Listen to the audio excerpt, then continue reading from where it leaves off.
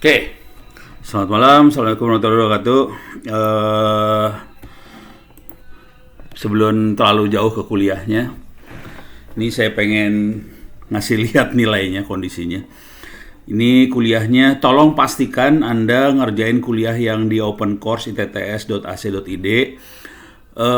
Ada kata-kata ini ya, 2024 minus satunya, mikroprosesor komputer arsitektur. Oke. Soalnya ada dua kuliahnya, saya kasih lihat satunya lagi deh, sama di open course. Tapi itu open course yang satu lagi. Ntar, mana dia teh? Nih dia. Oke, namanya mirip banget, open course mikroprosesor komputer arsitektur. Di sini juga mikroprosesor dan komputer arsitektur, cuman di sini tulisannya open course. Yang ini 2024 minus 1. Bedanya apa? Isi sama persis ini dua. Bedanya yang open course ini yang buat orang banyak, yang buat publik. Sementara yang 2024 minus 1 itu yang buat mahasiswa ITTS mengerjakan soalnya supaya nilainya bisa dimasukin ke akademik, ke BAK, akademik, buat jadi kredit, buat jadi sarjana. Jadi bedanya di nilai doang. Nilainya yang ini saya masukin ke akademik. Kalau ini kan ada belasan ribu orang di sini. Kalau saya masukin. Dan ini kan kebanyakan bukan mahasiswa ITTS. Jadi ini agak susah saya masukin ke akademik, nggak bisa. Oke, isi sama persis, bedanya nilainya doang. Yang jadi masalah kalau Anda mengerjakan yang ini jadi kerjaan buat Ono, karena Ono harus secara manual masukin nilainya ke dalam yang sini. Bedanya di nomor nih, ntar. Ini 58 yang open course, yang di sini 74. Pastikan kerjakan yang 74 ya. Soalnya berabe nanti urusannya, nilainya pusing kepala saya. Sekarang saya pengen ngasih lihat kondisi nilainya, masuk ke grades. Oke. Ini ada 23 orang yang terdaftar. Buat masukin ke akademik saya cuman gini aja sih, export. Langsung nilainya jadi file Excel. Oke, sekarang saya akan coba lihat siapa aja yang sudah lulus. Oke. Yang lain tolong, biasanya belum ada ngerjain UAS sih. Padahal UAS dan UTS nggak beda jauh nilainya. Wah, ini parah UAS UTS dua-duanya. Jadi cuma satu nih yang ngerjain UAS UTS nih, Irfan. Mana Irfan? Ini udah nilai 90 ya. Jadi Irfan Maulana boleh, apa sih namanya? Boleh tidak hadir di kuliah karena udah lulus. Kalau yang lain nih rata-rata kalau Anda hanya mengerjakan UTS aja nilainya biasanya mendekati 50. Ini UTS tanpa kuis, biasanya ini tambah kuis juga. Kalau Anda ngerjain lagi UAS maksimumnya sekitar 40. Jadi nilai UAS itu 40 maksimum. Misalnya dapatnya 38, ini dari 70 sekian sih, nilainya udah lulus sih 70 sekian. Jadi tolong kerjakan UASnya dari sekarang juga boleh. Ini ada berapa orang nih ya yang ngerjain UTS? 1, 2, 3, 4, 5, 6, 7, 8. Jadi dari 20 sekian orang, 8 orang yang mengerjakan UTS. Yang lain belum ngerjain UTS, tolong kerjakan UTS-nya. Syukur-syukur bisa dikerjakan UAS-nya. Ini buka rahasia dulu. UTS dan UAS soalnya hampir sama sebetulnya. Jadi kalau udah bisa ngerjain UTS, nilainya udah bagus, kerjain aja UAS-nya sekalian, kagok lah. Orang soalnya nggak beda jauh-jauh banget antara UTS dan UAS sebetulnya. Gitu ya. Jadi kerjain aja, dan ini kan 86, sini 92. Kalau misalnya ini dapat 74, kerjain lagi aja supaya nilainya dapat 80-an. Kira-kira kayak gitu. Soalnya kalau udah dapat nilai 90 udah A. Jadi bagus banget lulusnya.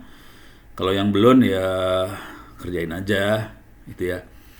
Ini sayang nih yang masih nilainya masih di bawah 50. Nih tuh kan.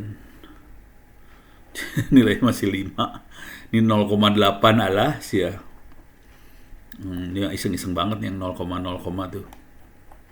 Oke, sekarang kita masuk ke kuliahnya. Nah, karena ini kuliahnya lebih ke arah komputer arsitektur, kemarin udah nggak tahu, kemarin kalau nggak salah kuliahnya nggak ada ya, mahasiswanya nggak ada, soalnya saya tungguin setengah jam kagak ada mahasiswa. Akhirnya saya keluar. Nah, Eh, Kemarin sudah beberapa kali pertemuan saya ngasih lihat IoT pakai Arduino ya. Kebetulan minggu lalu saya di Solo ada Silanas KMI kalau nggak salah ya. Nah, Silanas KMI di 2024. Nah ini dia. Komunitas Modbus Indonesia. KMI itu komunitas Modbus Indonesia ya. Intinya dia komunitas semacam IoT tapi spesifik dia makanya Modbus. Modbus itu memungkinkan beberapa peralatan IoT. Nah ini lagi foto bersama nih, seru. Ini umurnya 70 tahun, mainannya mainan IoT juga, gila nih. Oke, iya lemot. Nah, saya kebetulan ngasih workshop di situ selama berapa jam ya? 4 jam kali ya, 3 jam 4 jaman lah. Mana ada nggak fotonya? Biasanya suka ada. Oh, nggak ada. Soalnya saya gagal ngerekam di situ. Makanya kapok banget, sayang banget nggak kerekam. Yang kerekam cuma suaranya doang. Tapi poinnya kira-kira gini. Di Silanas ini urusannya lebih ke IoT. Anda sudah dijelaskan soal programming Arduino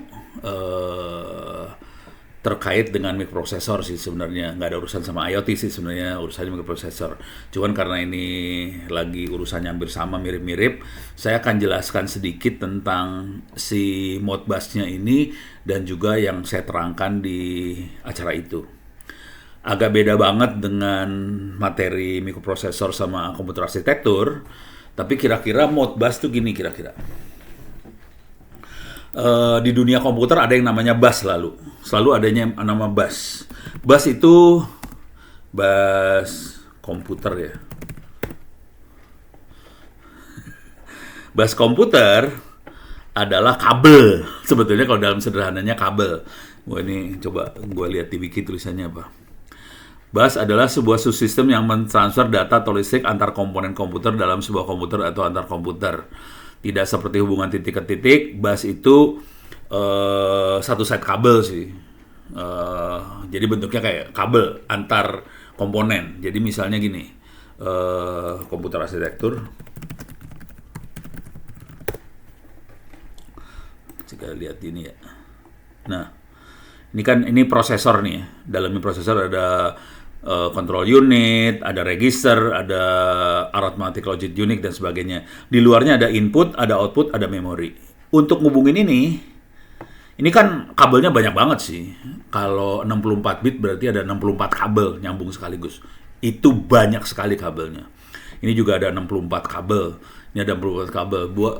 Kemungkinan besar lebih dari 64 sih. Kemungkinan sampai 100-an kabel. Soalnya di sini ada nih, perhatiin ada apa ya? Ada kabel buat data, ada kabel buat kontrol. Jadi kabelnya banyak banget, sampai ratusan kabel sih sebenarnya. Nah, kabel-kabel itu namanya bus. Coba kita lihat bus picture. Salah. Nah, ini dia. Jadi kabelnya banyak ya. Tapi kalau visualisasinya biasanya bentuknya kayak gini doang sih.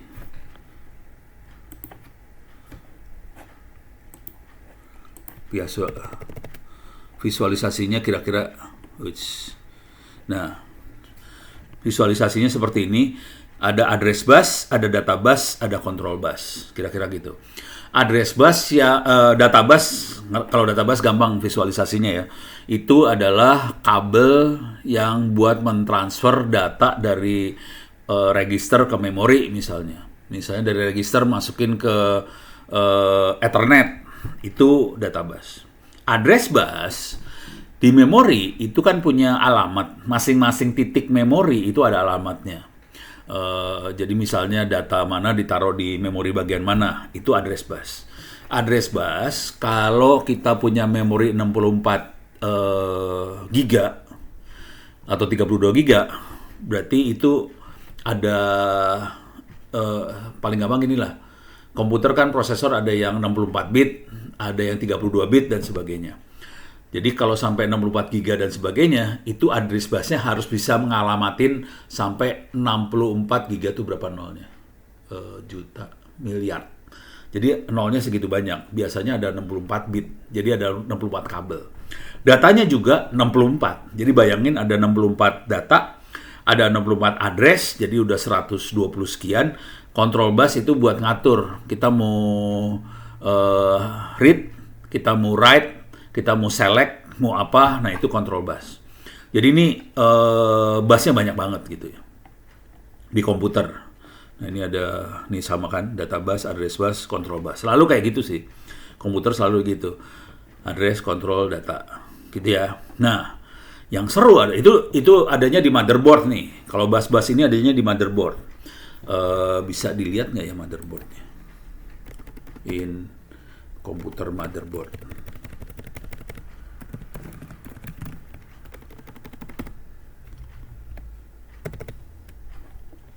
Picture. Bentuknya kayak gini doang langsung. Udah tinggal colokan doang.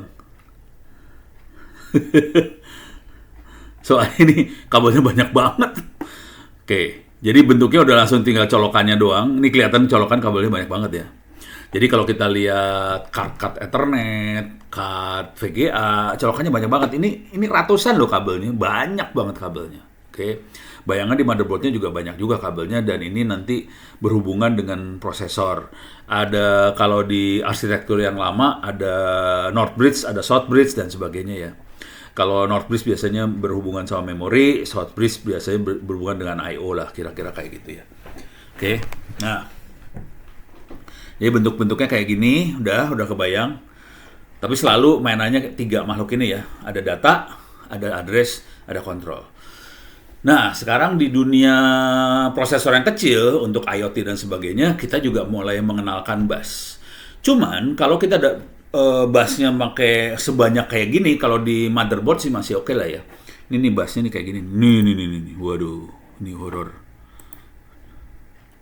Alah.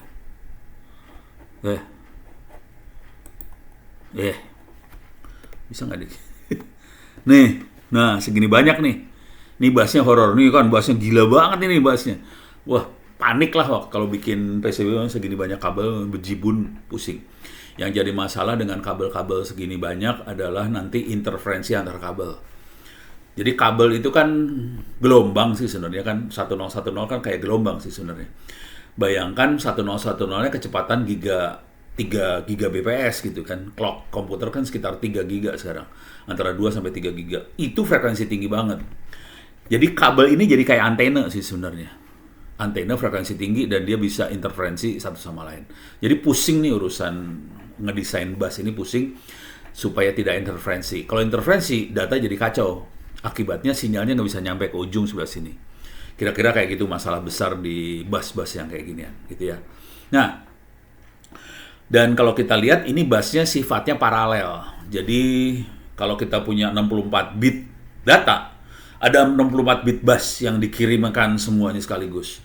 Addressnya 64 bit, 64 bit semua. Bayangin kalau kita mau jarak jauh, parah tuh interferensinya parah banget. Makanya untuk jarak jauh tuh bukan kilometer ya. Jarak jauh tuh sentimeter ya. Ini kan cuma berapa senti jaraknya, nggak sampai sejengkal. Ini paling bangsanya 5 senti. Ini jaraknya pendek sih, tapi udah kategori udah jauh nih. Cuman kalau kita udah pakai IoT, Internet of Things, IoT, bus ini jarak jauh, bisa meter jaraknya. Nggak mungkin kita pakai bus seperti ini untuk IoT dan teman-temannya. Nah, buat ngirimnya, kemudian kalau kita lihat ke dunia telekomunikasi, itu buat ngirim datanya ada 2 jenis tipe pengiriman data.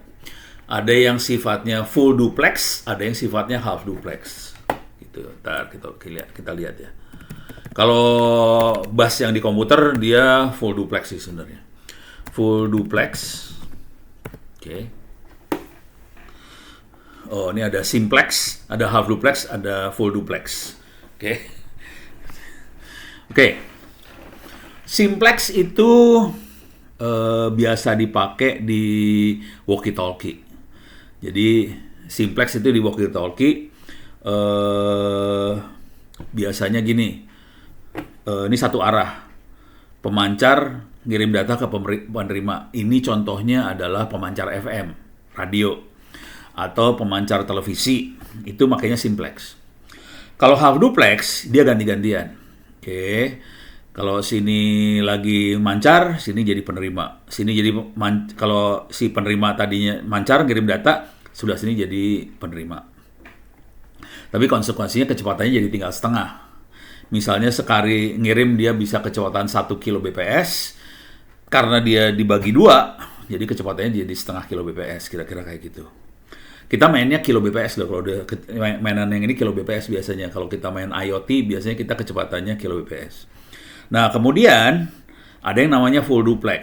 Ini bisa sekaligus transmit sama receive, sekaligus. Wi-Fi yang kita pakai, dia kategorinya half duplex. Wi-Fi itu half duplex, nggak full duplex. Apalagi? Ethernet half duplex juga. Jadi banyak yang half duplex sih sebenarnya. Kalau full duplex, caranya dia mancar sama nerima di frekuensi yang beda, bisa. Nah, jadi nanti tergantung arsitekturnya ya. Kita mau pakai 2 kabel yang beda atau kita pakai frekuensi yang lain. Dengan cara itu kita bisa dapat full duplex, half duplex dan sebagainya. Contoh full duplex, half duplex. Contoh yang full duplex adalah satelit yang diluncurkan sama Indonesia. Jadi Indonesia ngeluncurin 8 meluncurin satelit 8A2 misalnya. Dia itu full duplex sebetulnya di atasnya. Di atasnya full duplex karena transmit sama receive frekuensinya beda. Cuman yang di bawahnya kita pakai 2 walkie-talkie yang lain, berbeda frekuensi, kira-kira gitu. Nah, sekarang kita balik lagi ke urusan si prosesor, si peralatan IoT. Nah, di sini ada Modbus. Makhluk apakah itu? Saya dulu mainnya bukan Modbus, saya pakai HP IB. Oke, saya makanya ini protokolnya. Kemudian dari HP Hewlett Packard Interface Bus, terus dirubah namanya jadi General Purpose Interface Bus atau E3P 488. Itu saya pakai buat komunikasi antara komputer dengan. Jadi ceritanya gini, kalau pernah lihat bionya saya S3-nya mainan peralatan buat saya bikin IC lah, integrated circuit yang dipakai buat di dalam satelit. Bikin transistornya dan sebagainya. Udah gitu saya harus ngukur tuh transistor. Ngukurnya nggak mungkin pakai multimeter. Jadi ngukurnya tidak bisa pakai multimeter. Saya ngukurnya pakai peralatannya rata-rata HP, Hewlett Packard. Jadi Hewlett Packard itu bisa dikontrol pakai komputer. Jadi Hewlett Packardnya disambungin ke peralatan, ke transistor dan sebagainya yang mau saya ukur. Hewlett Packardnya juga saya sambungin ke peralatan buat ngerubah suhu. Jadi untuk rubah suhunya saya pakai nitrogen cair. Nitrogen cairnya bisa menurunkan suhu sampai mendekati 0 derajat Kelvin. Kemudian kita atur arus tegangan dan sebagainya, kita bisa dapetin hasil pengukurannya. Jadi saya makainya GPIB ini waktu di sekolah S3. Nah, teman GPIB ini, HPIB atau GPIB ini dia full duplex dia kategorinya. Oke. Nah, dia pakai 8 bit. Jadi ada kabel 8 bit yang dialirin. Jadi saya pakai peralatan seperti ini. Ini punya masalah. Oke. Auto created 60, connect together test equipment. Ini banyak dipakai lah buat komputer pada masa tahun 70 sama 80-an. Saya makainya sekitar 80 akhir ke 90 lah. Saya masih pakai peralatan seperti ini. Nah, ini punya masalah kabelnya banyak nih. Kabelnya walaupun 8 bit, ini kabelnya jadi banyak nih ya. Kabelnya banyak. Oke. Kemudian HPIB ini dirubah sama orang-orang pakai Modbus itu. Jadi Modbus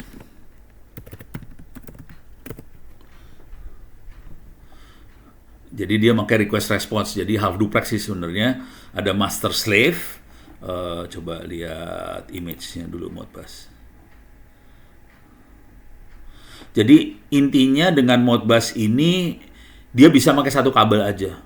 Komunikasi semua peralatan ini pakai satu kabel. Jadi bisa pakai LAN, bisa pakai internet.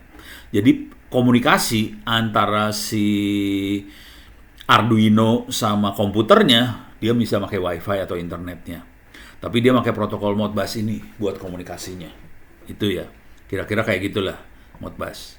Jadi kira-kira kayak gitu ya. Nah, ini ada master, ada slave biasanya peralatan ininya. Nah, di yang gambar gedenya kita kenal. Jadi ini ilmunya bukan ilmu mikroprosesor nih sebetulnya, ini ilmunya ilmu IoT. Nanti kalau ambil kuliah IoT harusnya diterangin seperti ini. Tergantung ilmu yang ada di dosennya sih sebenarnya. Kalau saya emang jam terbangnya banyak di IoT sih sebenarnya. Cuman ngajarnya bukan IoT, ya udah nggak apa-apa sih. Nah, kalau di dunia industri kita kenalnya SCADA. Istilah gedenya namanya SCADA. SCADA itu apa? Bisa dicari SCADA. Oke, SCADA adalah Supervisory Control and Data Acquisition. Oke, biasanya buat sensor sama buat kontrol peralatan di sebelah sana. Kontrol bisa on off, bisa nyala matiin dan sebagainya. Jadi dia bisa sensor, bisa nyala matiin. Itu SCADA. Contoh yang pakai SCADA dan cukup besar namanya PLN, Perusahaan Listrik Negara. PLN itu pakai SCADA. Kebetulan saya waktu S1 saya magang di PLN. Sempat magang di PLN dan saya magang di PLN yang buat ngontrol listrik se-Jawa Bali. Jadi kalau tahu PLN Jawa Bali, Gandul, lokasinya di Gandul. Gandul itu daerah Cinere. Oke. Ada gambarnya nggak ya? Ini dia. Ini kantornya. Oke. Ini kantornya. Tapi nggak ada ruang kontrolnya, nggak ada fotonya ya. Ya keren, bagus. Kalau saya masuk ke ruang kontrolnya banget sih. Jadi di ruang kontrolnya ada apa sih namanya? Ada layar besar. Nah, kayak gini lah kira-kira. Nih kira-kira kayak gini ruang kontrolnya. Kayaknya ini ya di Gandul sih, Semprul.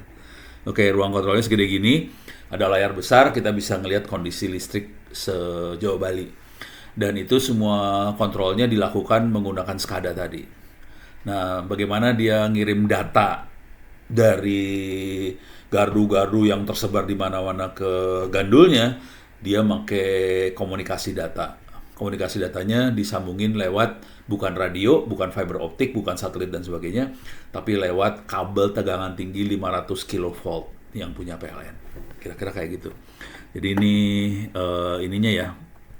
Cara komunikasi.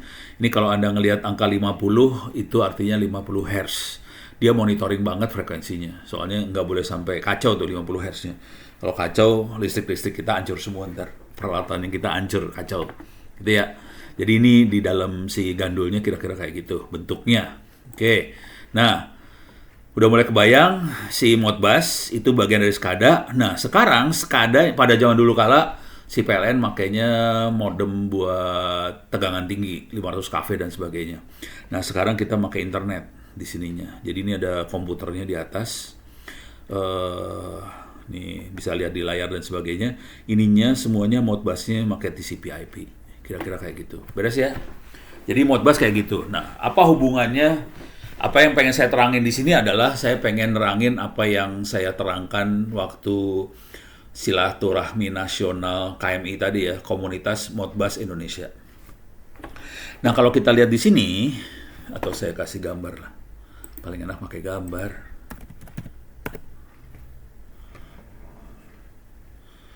Saya login dulu. Oke.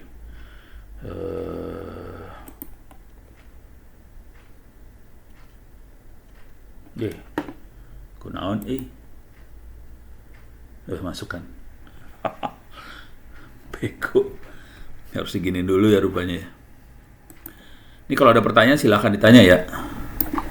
Saya sekalian naikin volume. Oh, turun lagi sama si ininya. Oke. Saya coba kasih gambaran apa yang terjadi di teknologi kontrol. Ilmu ini jarang diajarkan di jurusan informatika atau computer science. Ilmu ini diajarannya di teknik elektro. Oke, wush. Yalah. Masih loading. Lama banget. Jadi ilmunya teknik elektro. Saya kan bukan lulusan informatika sebenarnya. Saya kan lulusan teknik elektro. Jadi saya ngerti urusan kayak gini-ginian. Kontrol, ngirim data, segala macam adanya di teknik elektro sih sebenarnya. Informatika nggak dapat ilmu-ilmu seperti itu. Jadi kalau mau dapetin ilmu yang kayak gini adanya di teknik elektro ya. Ini saya buang dulu biar enak. Oke, saya zoom in biar enak. Oke, nah apa yang terjadi di sana adalah kayak gini kira-kira. Ini kita punya sensor ya, IoT lah, sensor. Terus di sini ada peralatan yang mau kita kontrol nih, atau ini ada peralatan ya, peralatan ada dua komunikasi, ada yang kita ambil datanya, segini aja ya. Ini data dari peralatan diambil ke sensor, atau si IoT-nya akan ngasih perintah ke peralatan. Jadi ada dua kayak gitu. Oke, jadi kita bisa ngambil data dari peralatan, bisa juga kita ngasih perintah. Contoh, kalau ngambil data itu kita bisa ngecek suhunya berapa, kita bisa ngecek misalnya kelembaban berapa. Jadi itu ngecek. Nah, kalau kita ngasih perintah, contohnya nyalain lampu. Contoh ngasih perintah kalau di lampu lalu lintas sekarang nyalain lampu merah, sekarang kuning, sekarang hijau dan sebagainya. Jadi itu ngasih perintah. Oke, ada yang buat sensor, ada yang buat ngasih perintah. Kalau yang masih blow on cuma gini doang programnya. Nah, bayangkan kalau kita ngontrol listrik sejauh Bali. Pada saat kita ngontrol listrik sejauh Bali, itu sensor-sensor harus dikirim semua ke komputer di sebelah sini. Sorry. Kita punya komputer di sini nih.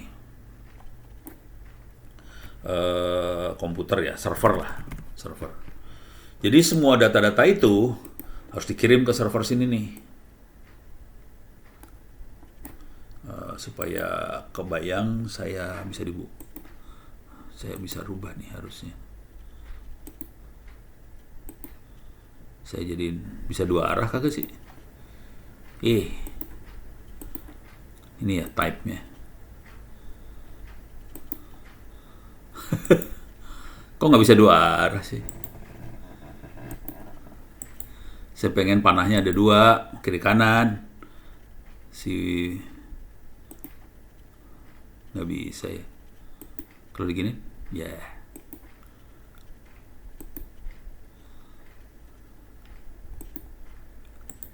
Nggak bisa, ya. Maksud saya dua arah lah. Pokoknya ini komunikasinya dua arah ya. Tambahin kayak gini dah.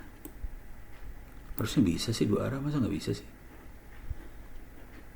Sorry, penasaran dikit. Ya udah, sementara gitu dulu dah. Jadi ini data yang dari IoT masukin ke server. Oke. Nah, teknik buat kontrol yang paling sederhana biasanya if then. If suhu ketinggian, nyalain AC. If misalnya kalau kita pasang ini di tambak udang dan sebagainya, if pH terlalu tinggi, buka pintu airnya supaya airnya masuk lebih banyak, supaya pH-nya turun lagi. Kira-kira kayak gitu. Jadi itu yang dilakukan if then. Biasanya program yang ada di sini adalah program yang dipakai adalah PID. Oke, makhluk apakah ini? Coba kita lihat. PID controller. Oke. Jadi dia proporsional, integral, atau diferensial, gitu ya. Kalau proporsional itu kira-kira kalau dalam bahasa sederhananya kayak volume di amplifier. Proporsional tuh volume di amplifier ya. Jadi misalnya gini, Saya pengen volumenya makin gede. Kita proposalnya ini jadi pengalinya kayak gini nih. K aja, ada konstanta yang ngali. Jadi sinyal input dikalikan ini aja. Saya pengen pengalinya sekian. Kalau integral, dia mengakumulasi sinyal input. Jadi kalau ada sinyal input yang masuk, diakumulasiin. Jadi misalnya gini, kalau kalau ini kalau contohnya di audio ya, kalau di amplifier audio, kalau kita punya suara tinggi, itu frekuensi tinggi, itu sinyalnya lebih dikit dari yang suaranya rendah. Jadi kalau kita lihat sinusnya, sinus yang frekuensi tinggi sama sinus yang frekuensi rendah, sinus frekuensi rendah itu lebih banyak muatan di dalamnya lebih banyak. Akibatnya kalau kita masukin ke dalam sini yang integral ini, kemungkinan besar yang frekuensi rendah akan tembusnya lebih gampang daripada frekuensi tinggi. Jadi kira-kira kalau kita pengen ngeluarin bass, suara bass, kasihnya yang integral ini. Suara bassnya keluar. Jadi kalau bass pengen kencang, kita kasih integral. Jadi bassnya keluarnya kencang. Nah, beda sama yang diferensial. Kalau diferensial, itu dia ngelihat perubahan sinyal. Kalau bass, itu frekuensinya rendah. Perubahannya lebih lambat. Jadi nggak banyak perubahan di bass. Tapi kalau kita lihat treble, perubahannya banyak banget. Jadi kalau kita pakai yang diferensial, bassnya akan treble-nya akan lebih keluar. Jadi yang satu adalah naikin volume, satu naikin bass, satu naikin treble. Kira-kira kayak gitu.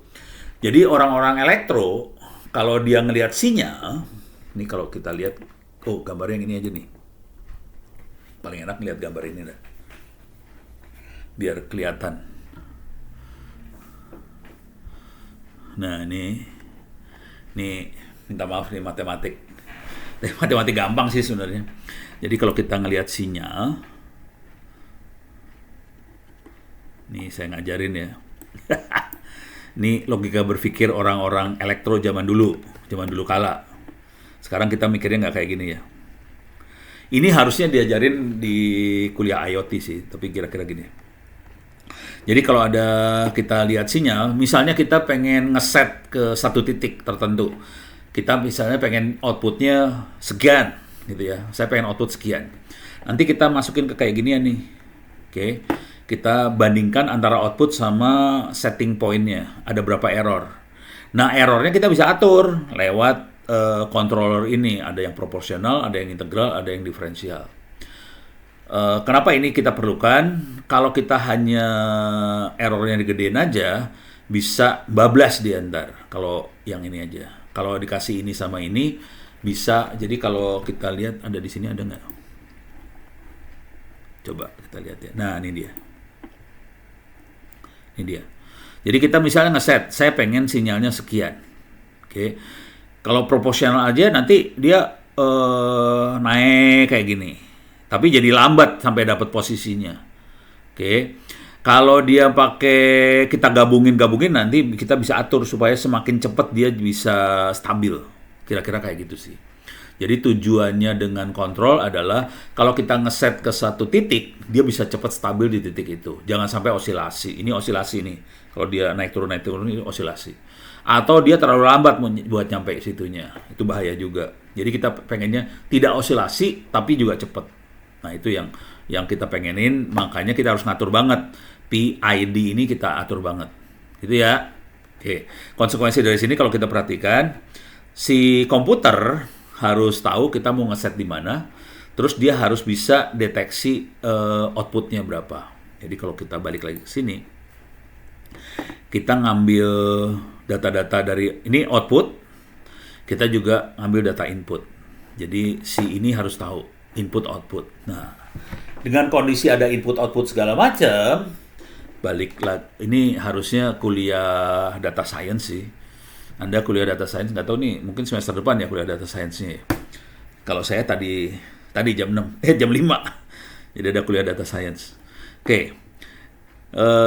Jadi di kuliah data science, kita bisa, ini data science ya. Ini data training.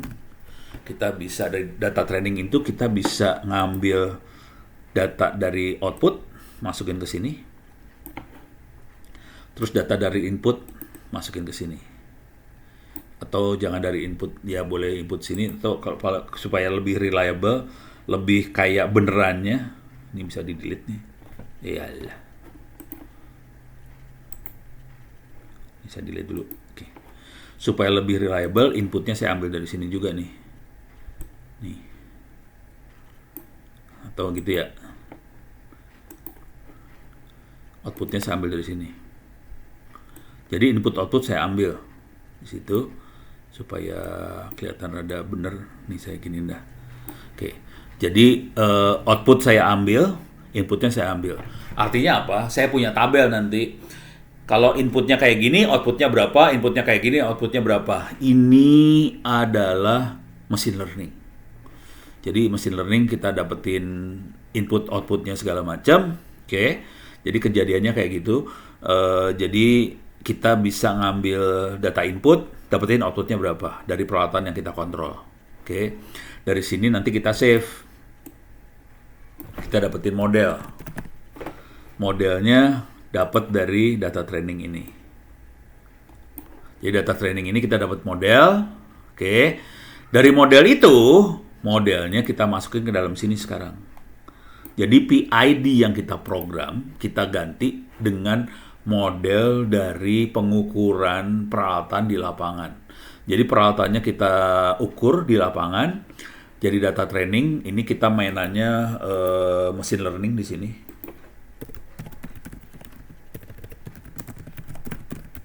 Oke, dapetin model, modelnya masukin ke sana. Ini saya buang. Oke. Jadi yang kemarin jadi ini orang-orang Modbus itu jago di bidang ini. Ini udah biasa dia. Jadi ada peralatan sensor, ada peralatan buat ngontrol peralatan, terus dia masukin ke server yang ada program PID-nya, proporsional, integral, sama diferensial, PID. Nah, jadi yang satu buat naikin volume, satu buat naikin suara bass, satu buat treble. Kira-kira kayak gitu kalau di amplifier biasa, kalau amplifier audio ya. Jadi volume, bass, treble, kira-kira kayak gitu. Nah, dengan mainan machine learning, program PID bisa kita buang, diganti sama hasil training si peralatan, dapetin model, modelnya masukin ke sana, gitu. Ini mereka kaget juga. Oh, bisa kayak gitu ya Pak Ono ya? Iya, bisa. Gitu ya. Jadi jadi yang namanya IoT sekarang arahnya ke arah sini sih sebenarnya. Mainan machine learning yang seperti ini. Beres ya? Oke. Udah. Sekarang ya udah mau jam 8 lebih. Oke, sampai sini ada pertanyaan dulu nggak? Kalau nggak ada, saya punya waktu sekitar 20-30 menitan lagi nih. Aman? Beres ya? Oke. Supaya seru, ini saya save dulu aja ya. Nggak apa-apa lah, kita lanjut lah ya. Ya atau save aja ya, biar. Ini saya save dulu, bentar, stop.